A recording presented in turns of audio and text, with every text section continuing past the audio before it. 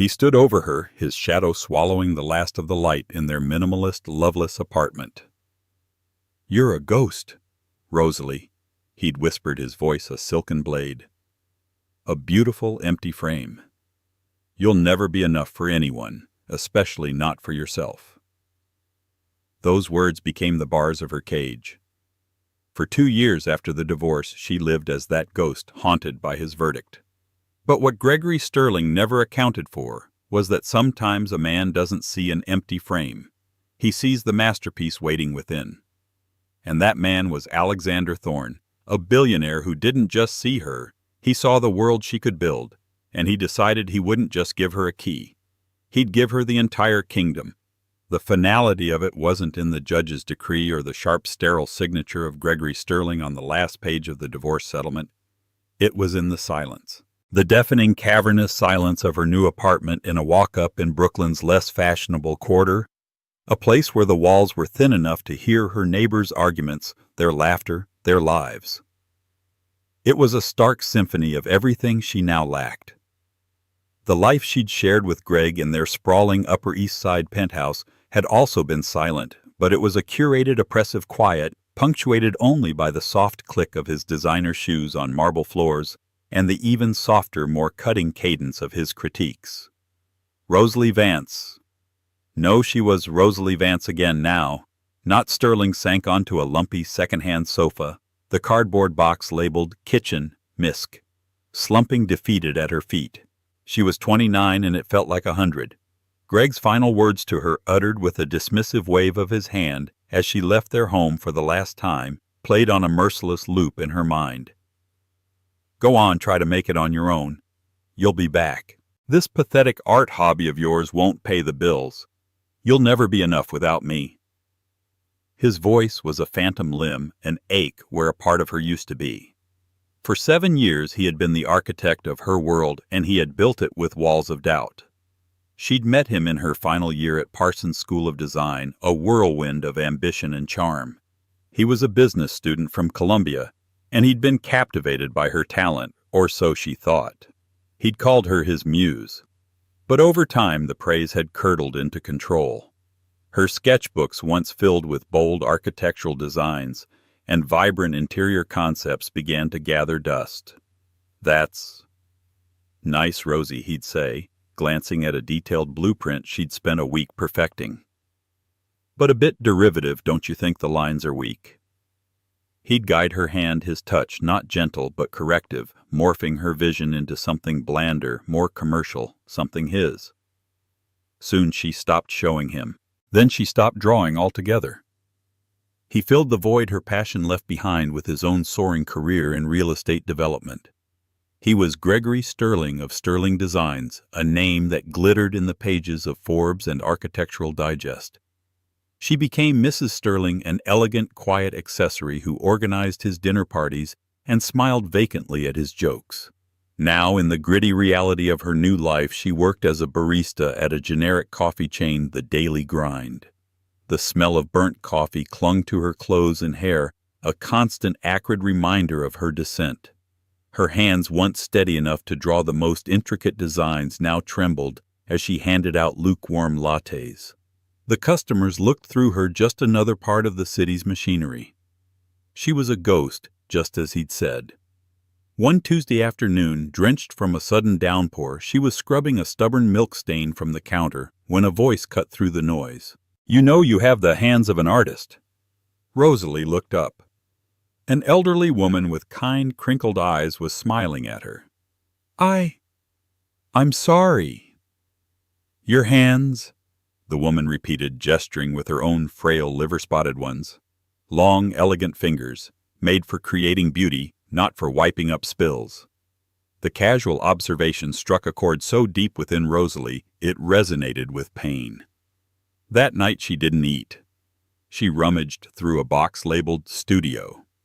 Her fingers coated in a fine layer of dust. Beneath old textbooks and dried-up paint tubes, she found a worn leather-bound sketchbook. She opened it, the spine cracking in protest. The pages were filled with her old self, bold, confident lines. fantastical buildings that defied gravity, rooms that were poems written in color and light. A tear splashed onto a drawing of a cantilevered glass house perched on a cliffside, blurring the ink. It wasn't just a book. It was a eulogy for the woman she had been. Greg hadn't just divorced her. He had dismantled her piece by piece until all that was left was the echo of his voice telling her she was nothing. She slammed the book shut, a surge of something hot and unfamiliar anger eclipsing the cold dread. On Saturday, she did something she hadn't done in years. She put on the one decent dress she owned, a simple navy sheath, and took the subway to Soho. She walked past the high-end boutiques and trendy restaurants. Her destination, a small, unassuming gallery tucked away on a cobblestone street. The Asher Gallery. She used to love these places. The quiet reverence, the way a single canvas could hold an entire universe. She needed to remember what it felt like to see beauty without a price tag, without a critique attached. Pushing open the heavy glass door, she stepped inside, leaving the gray, indifferent city behind, and entering a world of color, hoping to find a single spark to reignite the dying embers of her soul. The Asher Gallery was an oasis of white walls and polished concrete floors. The silence here was different from the one in her apartment. It was a contemplative quiet filled with unspoken conversations between art and observer. Rosalie drifted through the space, feeling the tight knot in her chest slowly begin to loosen. She let the art wash over her, abstract sculptures, challenging installations, and large-scale oil paintings. It was in front of one of these that she stopped, utterly transfixed. The painting, titled Urban Bloom, was a massive canvas depicting a single luminous white flower pushing its way through a crack in a dark, oppressive cityscape. It was a study in contrasts, fragility and strength, darkness and light, decay and hope. The brush strokes were raw and emotional, thick with impasto, yet the flower itself was rendered with an almost photorealistic delicacy. Rosalie found herself leaning closer, her breath fogging a tiny patch of the air. She wasn't just looking at a painting, she was seeing her own story. The artist used a bismuth-based white for the petals, a deep, calm voice said from beside her. It gives it that unique, pearlescent luminosity you can't get from titanium or zinc. Startled, Rosalie turned. Standing next to her was a man who seemed as meticulously crafted as the art surrounding them. He was tall, dressed in a charcoal bespoke suit that fit him perfectly with no tie, the top button of his crisp white shirt undone. His hair was dark with a hint of silver at the temples, and his eyes were a startling shade of gray, intelligent and unnervingly perceptive. He wasn't looking at her with the polite disinterest of a fellow gallery-goer. He was watching her as if she were the most interesting thing in the room. Most people just comment on the price. He continued, a faint, wry smile touching his lips as he gestured to the small placard. It listed a price that could have bought her entire apartment building. You were looking at how it was made. Rosalie felt a blush creep up her neck. She was suddenly hyper-aware of her simple dress, her worn-out flats. I used to paint, she stammered the words, feeling foreign and untrue. It's just, the technique is incredible. The way the light is captured. It's not just hopeful, it's defiant. His smile widened, reaching his eyes. Defiant. I like that. That's precisely the word. He extended a hand. Alexander Thorne. The name registered with a jolt. Alexander Thorne wasn't just a patron of the arts. He practically was the New York art scene. A tech billionaire who had diversified into real estate, philanthropy, and most famously art collection. He owned this gallery and dozens of others. He was a legend, a figure as remote and untouchable as the moon. She placed her trembling hand in his. His grip was firm and warm. Rosalie Vance. She used her maiden name without a second thought. It felt right. A pleasure, Rosalie Vance, he said, his gaze lingering on her for a moment too long. Tell me, what else do you see? For the next 20 minutes they stood before the painting and talked. Or rather, she talked, and he listened. Prodded by his insightful questions, Rosalie found herself speaking with a passion she thought had been extinguished forever. She spoke of the artist's use of chiaroscuro to represent emotional turmoil. The aggressive texture of the concrete contrasted with the ethereal smoothness of the flower. The tiny, almost hidden drop of red on one petal, like a single wound that proved the struggle was real. She was so lost in the conversation that she didn't notice the gallery had begun to empty, or that the curator was hovering nervously a few feet away. When she finally paused, catching her breath, she felt a mortifying wave of self-consciousness. "I'm so sorry," she said, her face flushing again. "I've been rambling. You must think I'm brilliant," he finished for her, his expression utterly serious. "I think you have a more intuitive understanding of art than half the critics on my payroll." The compliment was so direct, so sincere that it left her speechless. It was the antithesis of everything Greg had ever told her. Greg had called her opinions uninformed, her taste pedestrian. Alexander Thorne was calling her brilliant. Overwhelmed, her old insecurities rushed back in. She felt like a fraud, a barista in a borrowed dress playing pretend. She had to get out. "Thank you," she said abruptly, taking a step back. "It was a pleasure to meet you. I have to go." Before he could respond, she turned and all but fled from the gallery, her heart pounding in her ears. She didn't look back, didn't see the look of profound intrigue on Alexander Thorne's face as he watched her disappear into the crowd. He turned to his gallery director, a man named Robert. "Find out everything you can about Rosalie Vance," he said, his voice quiet but firm. "The woman in the navy dress. I have a feeling she's exactly what I've been looking for." The encounter with Alexander Thorne left Rosalie in a state of agitated confusion. One moment she was soaring on the memory of his praise. The next she was plummeting, convinced she had made a fool of herself. The brief flash of her old self, confident, articulate, passionate, felt like a dream. Reality was the hiss of the espresso machine and the ache in her feet. She tried to dismiss the meeting as a fluke, a brief surreal interlude in her monotonous life. But the memory of his focused gray eyes refused to fade. 2 weeks later, the past came crashing back with the force of a wrecking ball.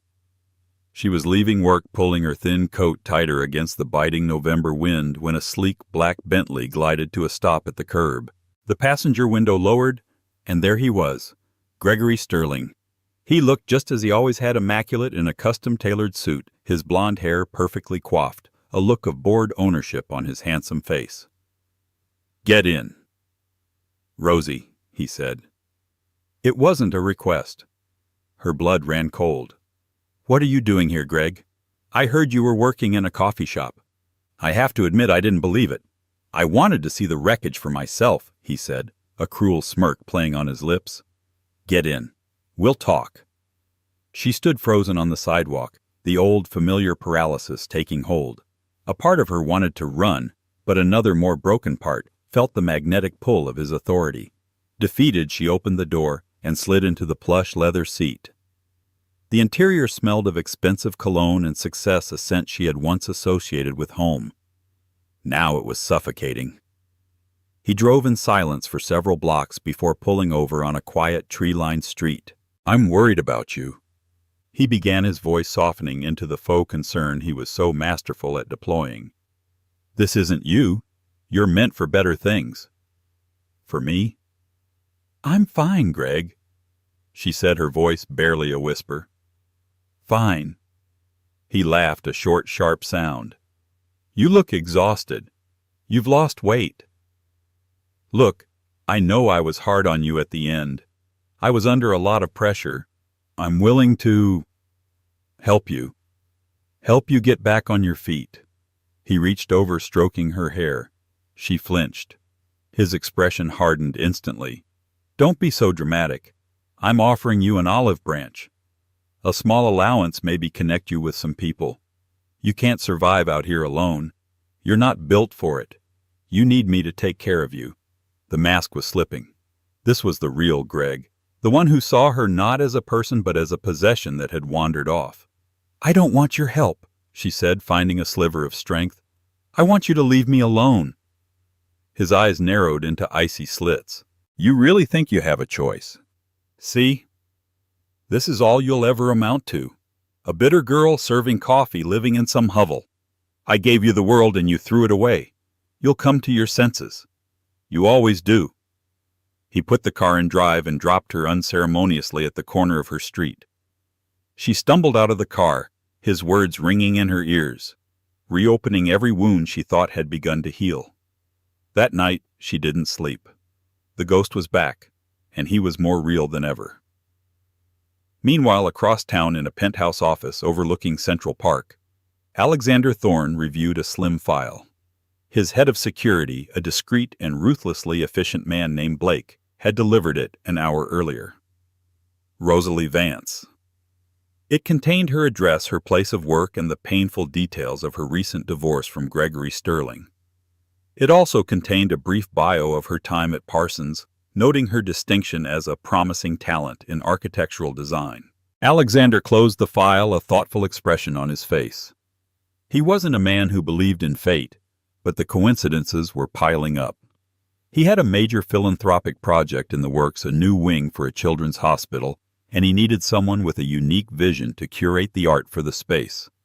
More than that, he was launching a charity auction to fund it, an event that would bring together the city's biggest names in art and real estate. He needed someone with an impeccable eye, someone who understood art not as an investment, but as a source of healing and defiance. He knew it was a risk.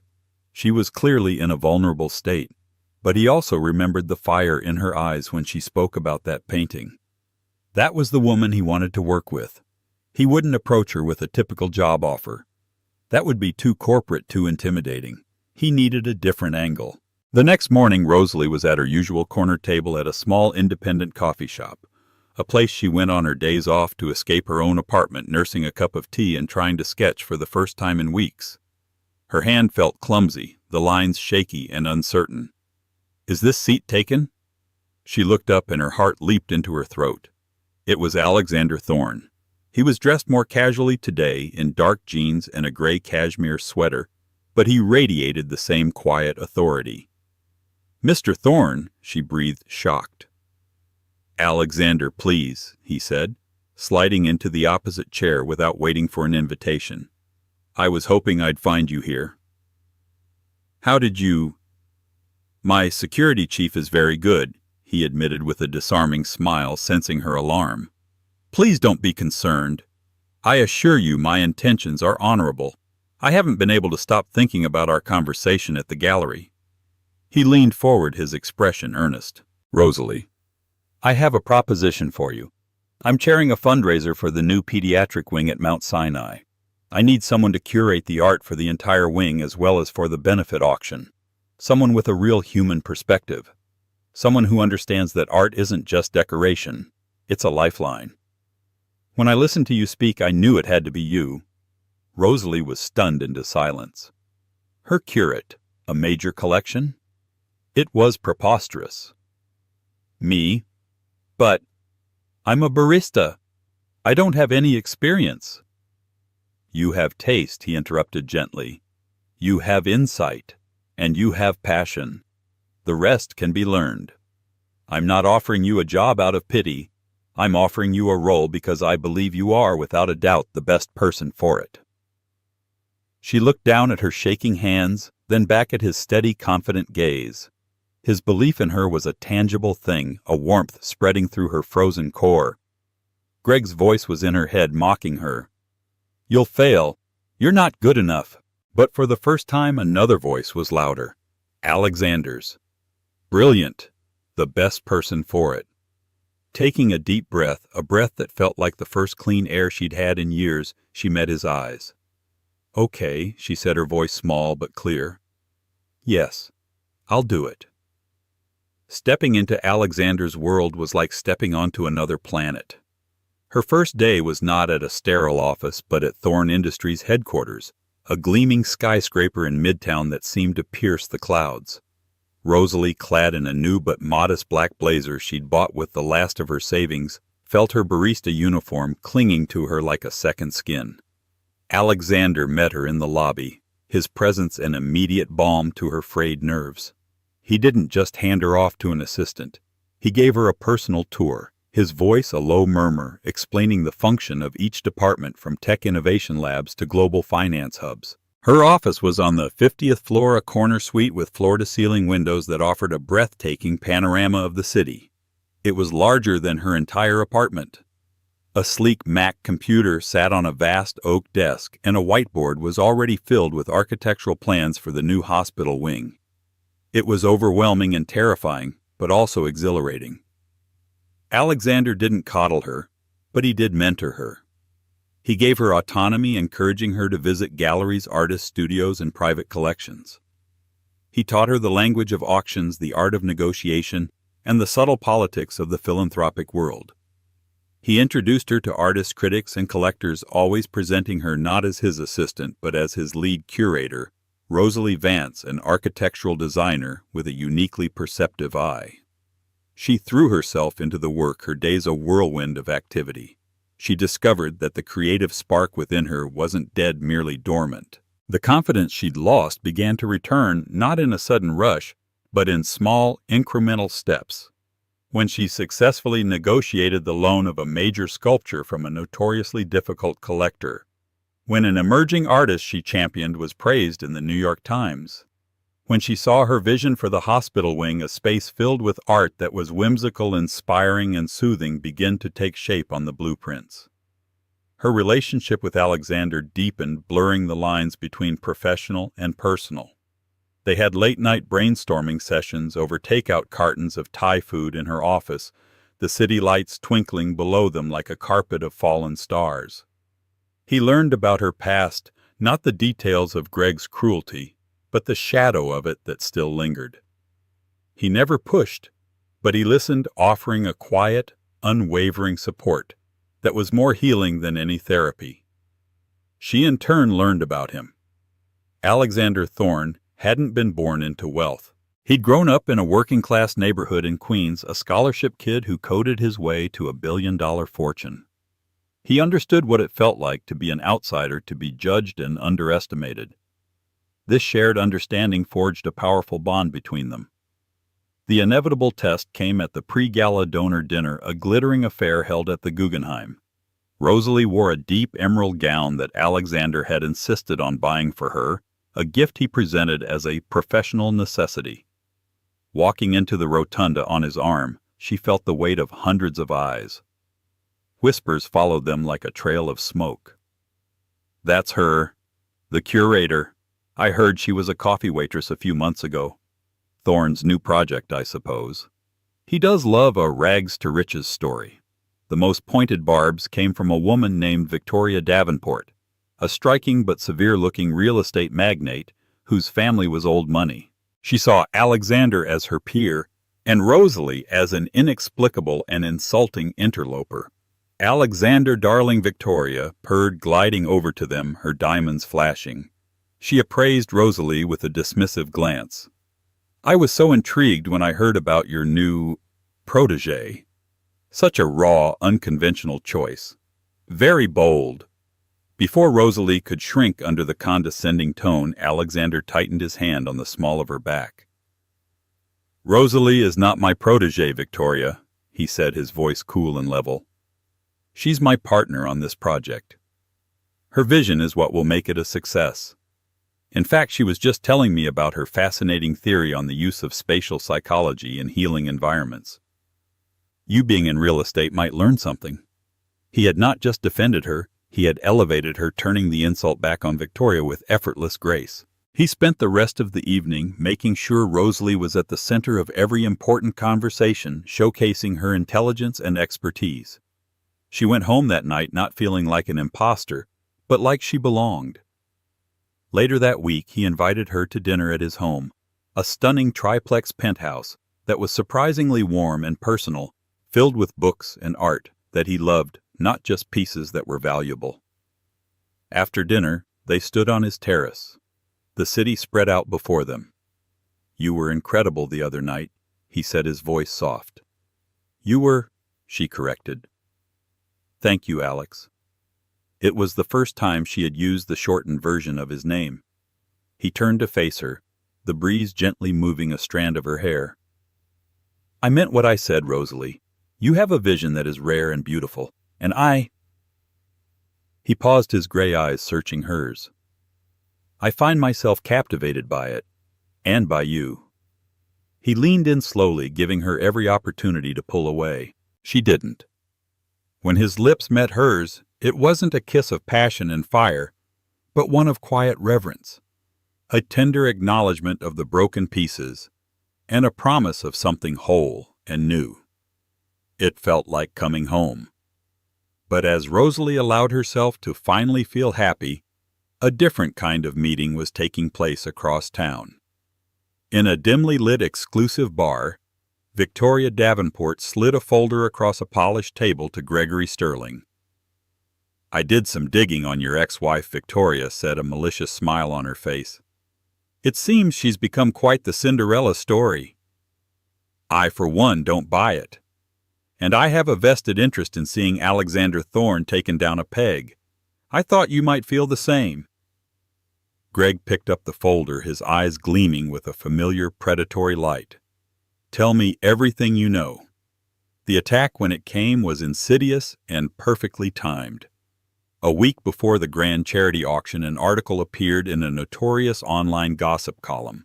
The headline was salacious: "Billionaire's Barista Cinderella, a troubled past and a calculated climb." The piece, citing sources close to her ex-husband, painted a devastating picture of Rosalie. It depicted her as emotionally unstable, prone to fits of jealousy and delusion, a woman whose artistic aspirations were nothing more than childish fantasies. It twisted the narrative of their divorce, portraying Greg as the long-suffering husband who had finally been forced to leave for his own sanity. It heavily implied that she was a gold digger who had expertly targeted the city's most eligible and philanthropic billionaire.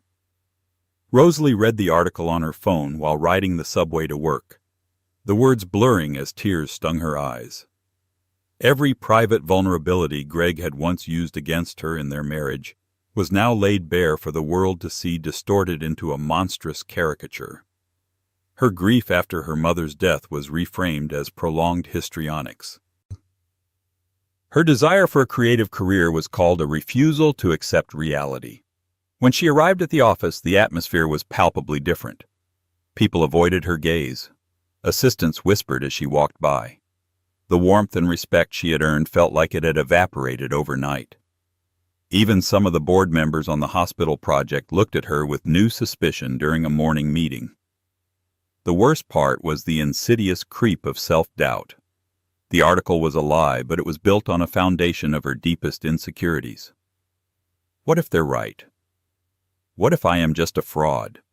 Maybe Alex sees me as a project, a charity case, and one day he'll get bored and discard me just like Greg did.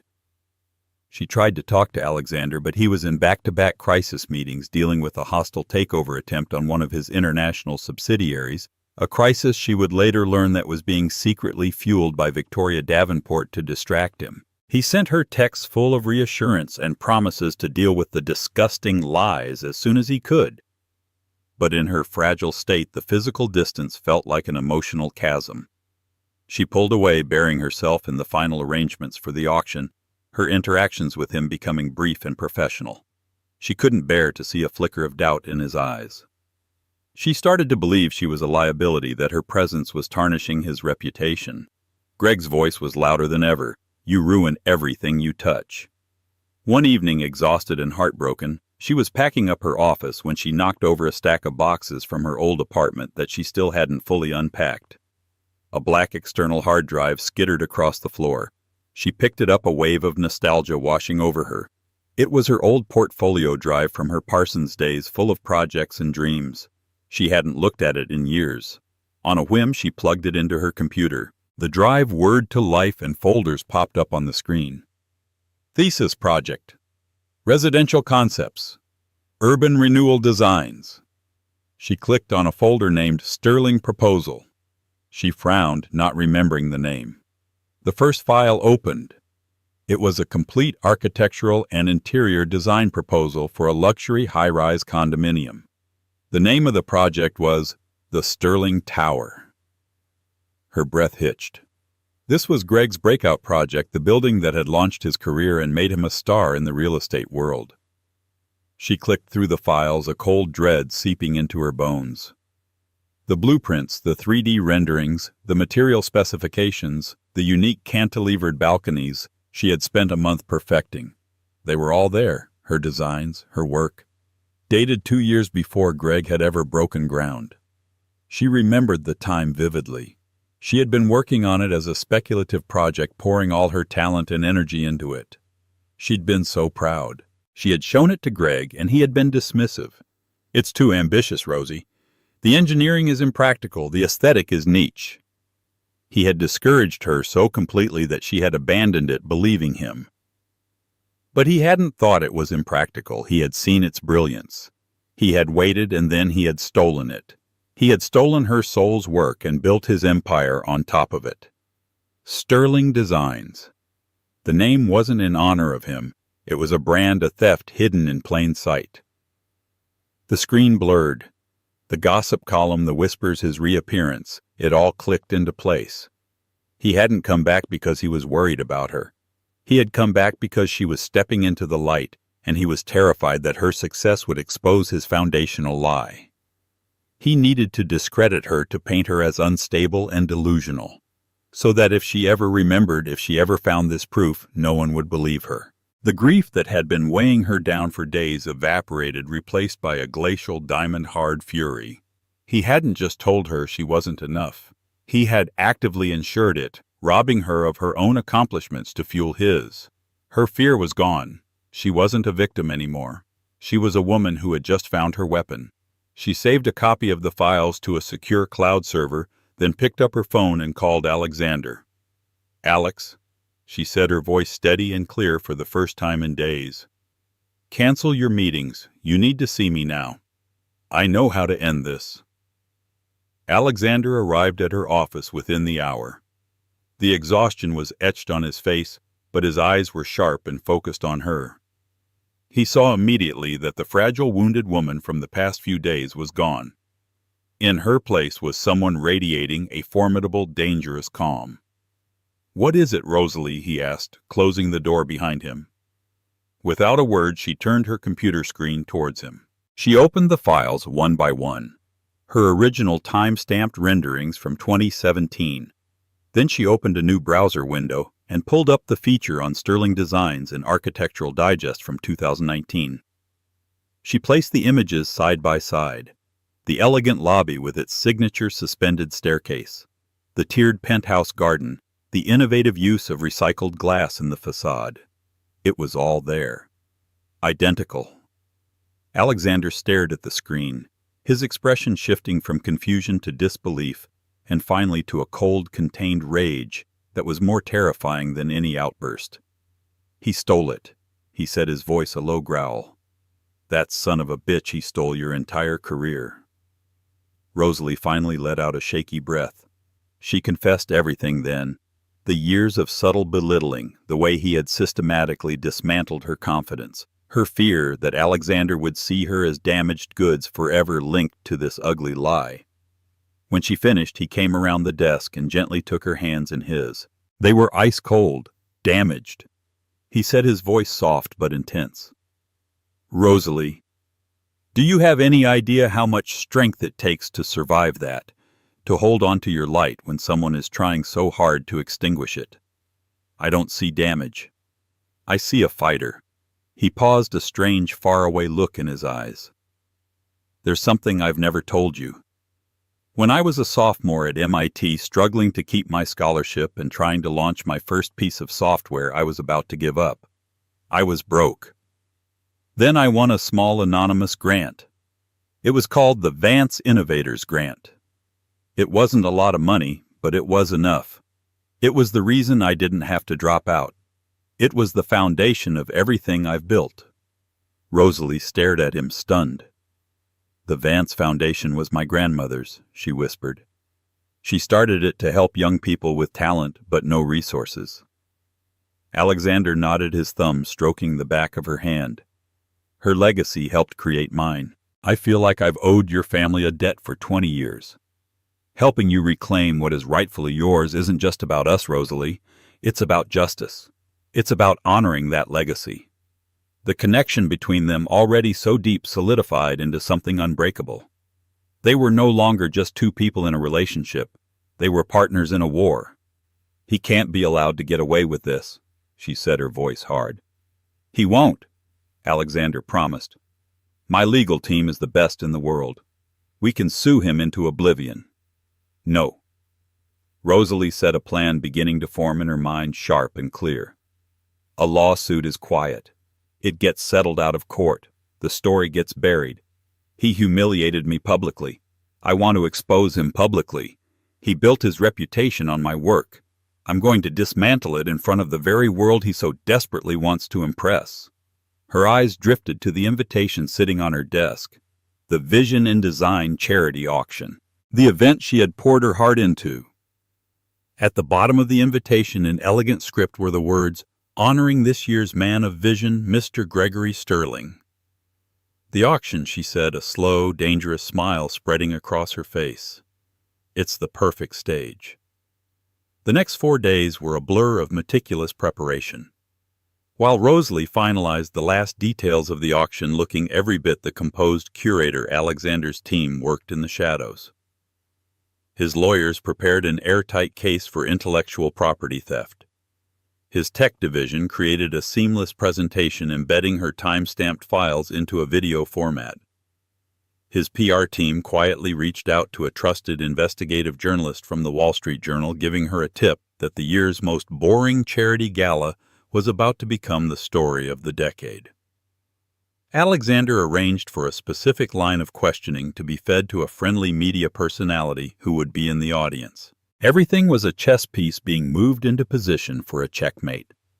On the evening of the auction, Rosalie stood before the mirror in the suite Alexander had booked for her at the St. Regis.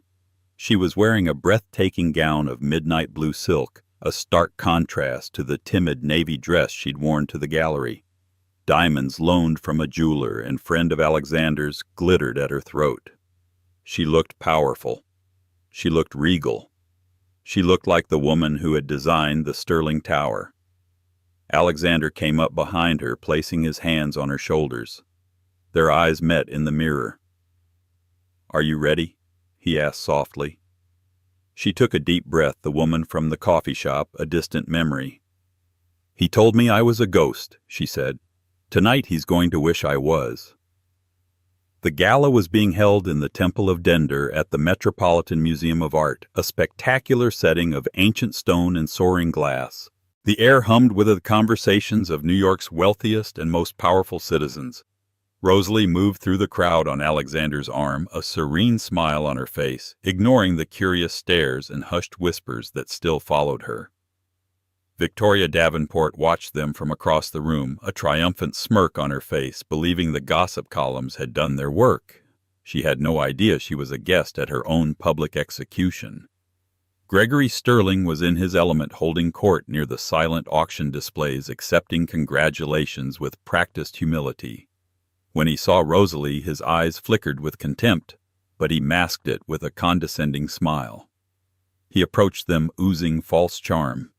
"Rosalie, you clean up nicely," he said, his gaze sweeping over her. "Alexander, you're a miracle worker. I always knew she had potential, if only she'd apply herself."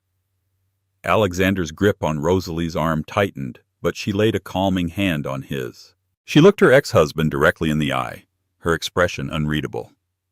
"Enjoy your evening, Gregory. I have a feeling it's one you'll never forget." She walked away, leaving him looking momentarily confused. The auction itself was a resounding success. Rosalie's curated collection sparked a bidding war, raising millions for the hospital wing. After the final gavel fell, the chairman of the board took the stage to present the evening's main honor. And now the chairman boomed to present the Vision and Design Award to a man whose buildings have reshaped the New York skyline, a true innovator. Mr. Gregory Sterling. A wave of polite applause filled the room as Greg ascended the stage, looking smug and triumphant.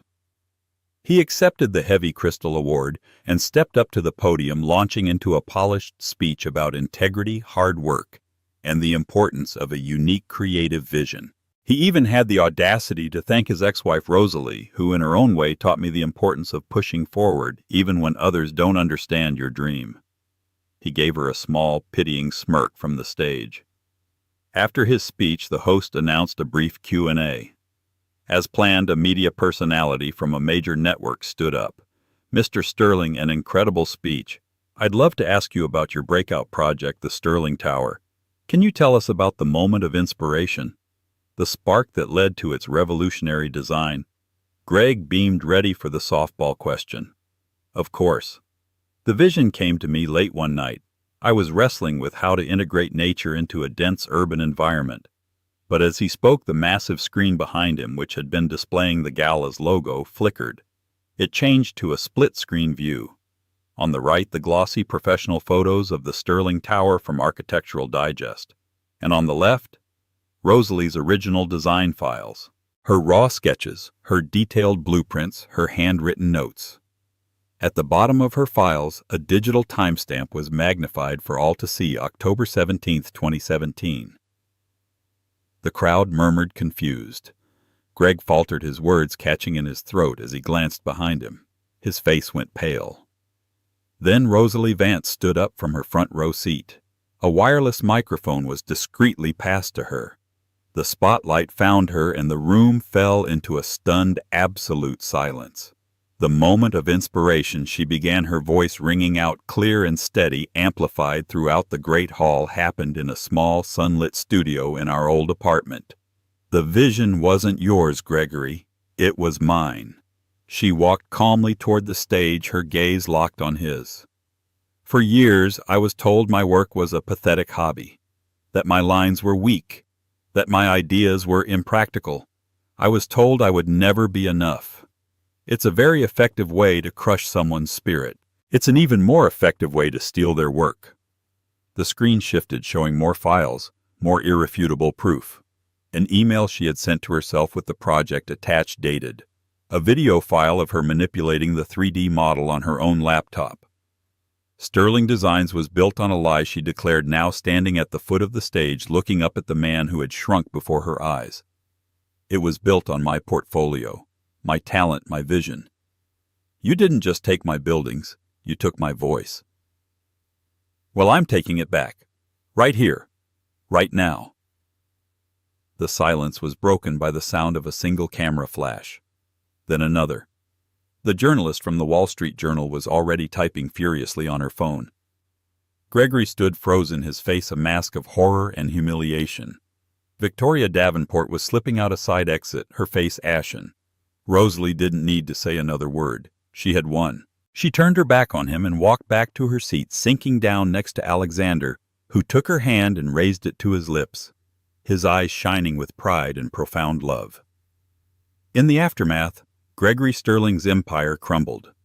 Lawsuits, investigations, and public disgrace stripped him of his awards, his company, and his reputation.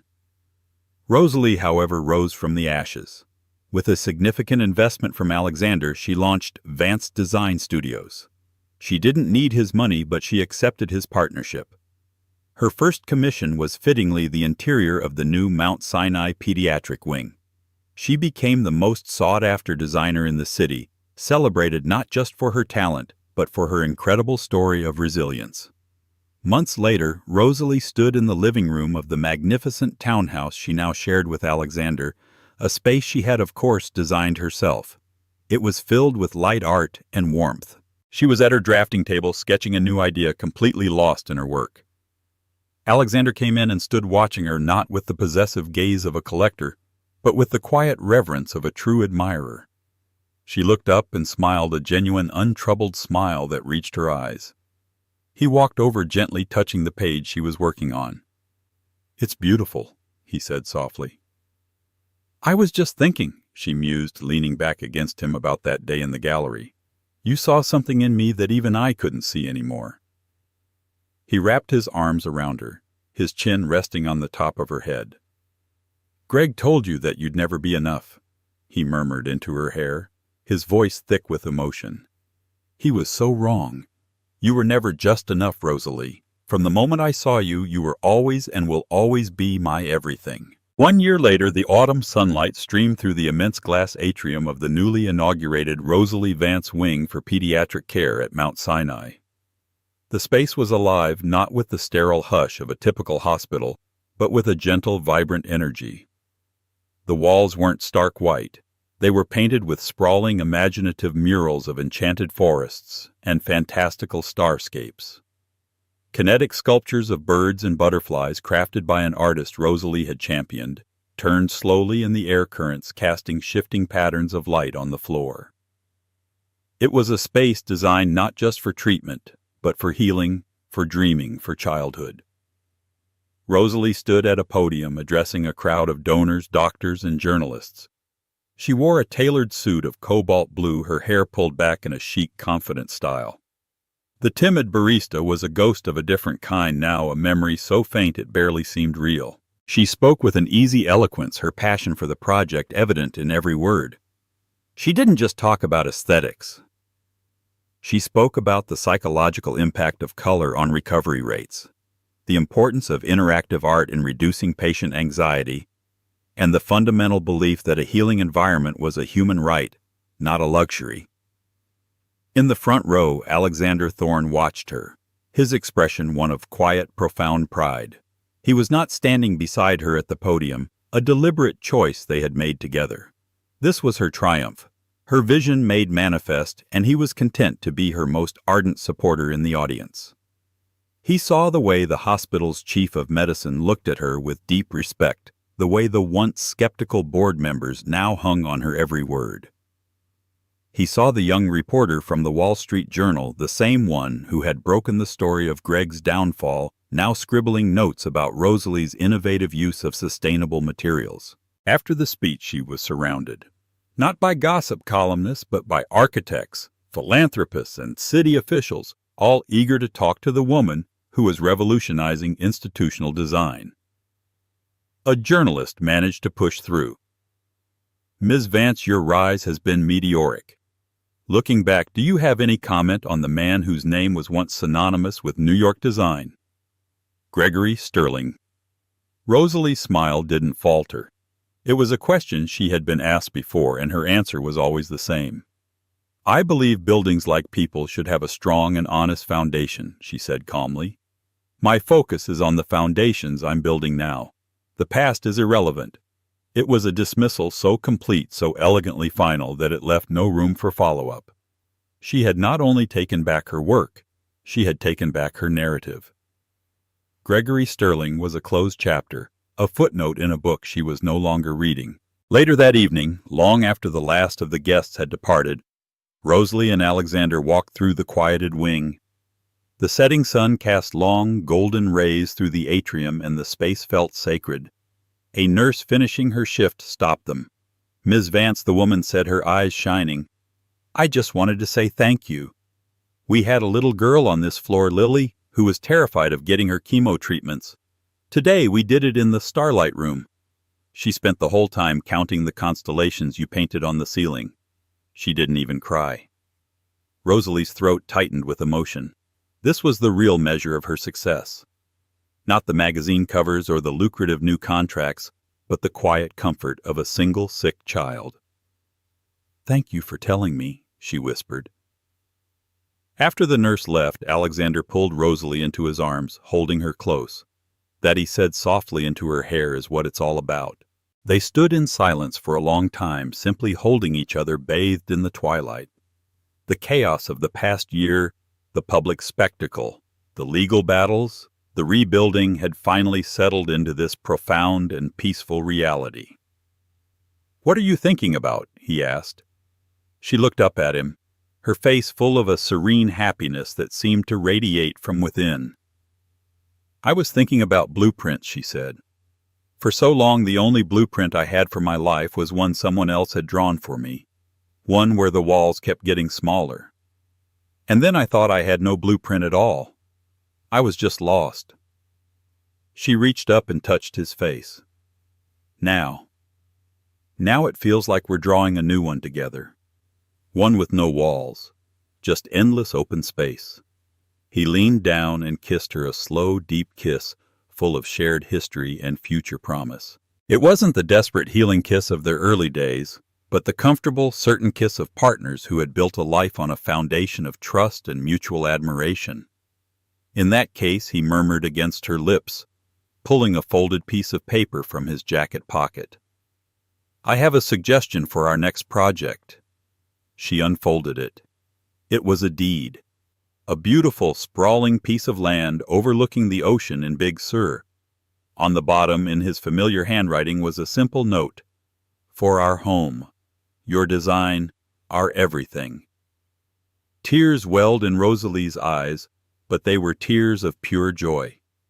She looked from the deed to the beautiful, life-affirming space around her, and finally to the man who saw her not as an empty frame, but as the architect of worlds. The ghost was finally gone, replaced by a woman who knew with unshakable certainty that she was more than enough. She was the creator, the builder, the visionary, and her greatest design was just beginning. If Rosalie's journey from the ashes of a toxic marriage to the pinnacle of success and love resonated with you, it's a powerful reminder that our worth is never determined by someone else's inability to see it. Her story is about reclaiming one's voice, fighting for one's truth, and finding a partner who doesn't just complete you, but champions the person you already are. Did her incredible comeback inspire you? Did her final triumphant moment make you cheer? If so, please let us know by hitting that like button. It truly helps our channel grow. Share this story with someone who might need to hear that they are and always have been enough. And most importantly, if you want more stories of strength, resilience, and ultimate triumph, make sure you subscribe and turn on notifications. You won't want to miss what we have coming next. Thank you for listening.